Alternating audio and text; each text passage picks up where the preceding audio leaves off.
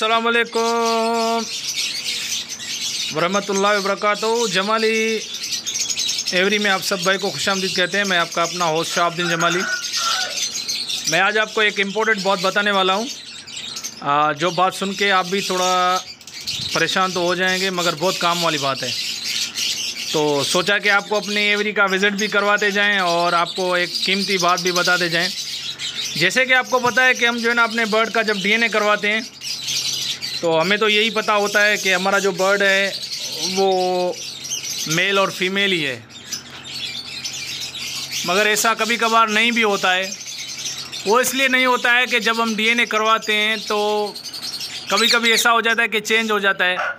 आपने देखा होगा कि डीएनए कार्ड में लिखा होता है कि 99% गलत भी हो सकता है डीएनए। ऐसा नहीं है कि डीएनए 100 से 100% ठीक हो, ऐसा नहीं होता है। तो ये जो बात है ये आपको बहुत काम आने वाली है और बहुत इम्पोर्टेंट ही बात है कि जब भी अपने बर्ड का डीएनए करवाएं ना, तो जब आप पेयरिंग बनाते हैं तो कभी कभार आप देखते हैं कि वो पेयर नहीं बनता है। वो उसको आपने 1 मंथ 2 मंथ 3 मंथ आपने उसको छोड़ा, मगर फिर भी वो पेयर नहीं बना। तो बात करके क्या होता है कि वो लोग दोबारा भी डीएनए करवाते हैं तो पता चलता है कि यार ये तो दोनों ही मेल थे या ये दोनों ही फीमेल थी। तो ऐसा होता है कि डीएनए भी गलत हो सकती है, इसमें कोई भी शक नहीं है। तो आप क्या करें, अपना टाइम बचाएं। अपना टाइम बचा के जो भी आपको रिज़ल्ट मिले, तो जब भी आप पेयरिंग अपनी बनाएं, मतलब आपने जो पेयरिंग बनानी थी आपने पेयरिंग बना ली, तो उसके बाद आप देखें कि अगर आपके पास वो बर्ड जो है ना अगर सेट नहीं हो रहा है पेयर, उस पेयर में कोई मूवमेंट वगैरह नहीं है, तो आप क्या करें, आप फ़ौरन ही जो है ना दोनों बर्ड को जो है ना चेक किया करें। अगर आप खुद नहीं कर रहे हैं तो आप सीनियर से करवा लें।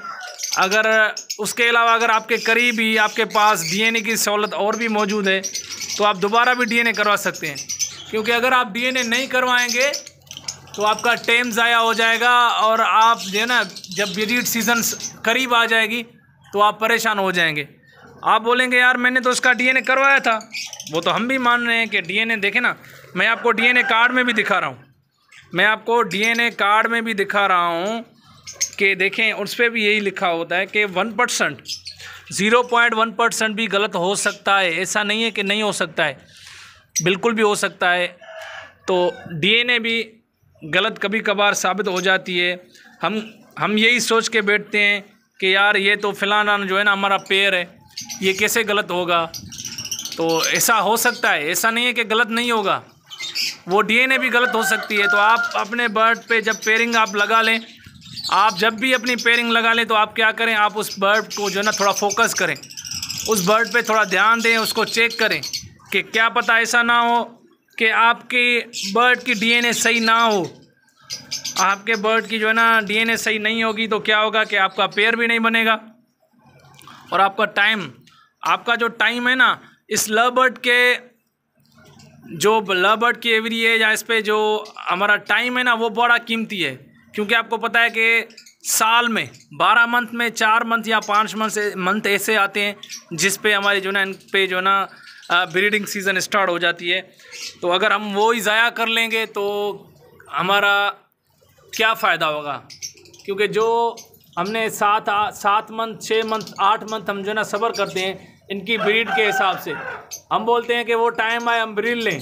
अगर वो टाइम भी आ जाए फिर भी हमारा पेयर ना बना हो, हमें ये पता हो कि यार हमने तो पेयर लगाया था मगर पेयर ना बना, और हमारे जहन में देखो ऐसा ही होता है ना। काफ़ी लोग जो मेरी बात ये सुन रहे हैं उन सबके साथ भी, मतलब कि 100 में से 2-4 बंदों के साथ भी ऐसा किया होगा कि उन्होंने तो पेयर बना के रख लिया होगा, पता तब चला कि यार ये डीएनए वाला पेयर था मगर अभी पेयर निकला ही नहीं।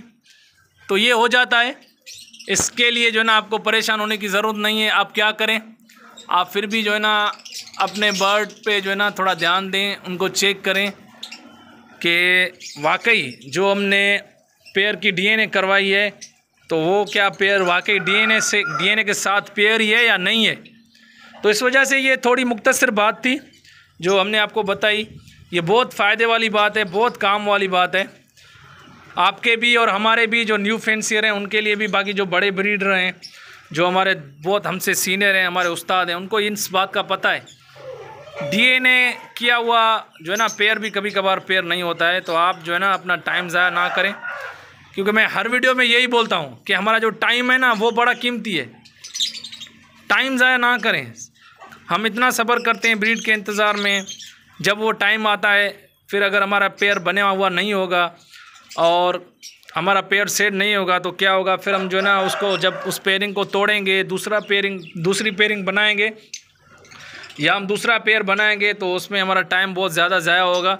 तो इस वजह से जिस भाई के पास भी यही मसला है, जिस भाई को जो ना भाई ने पेयरिंग बना के रखी हुई है, जिस भाई ने भी जिसने डीएनए भी करवाया है, अगर वो उसका पेयर सेट नहीं हो रहा है तो वो इस हिसाब से थोड़ा परेशान है, तो वो क्या करे, आप दोबारा करा लें, कोई मसला नहीं है।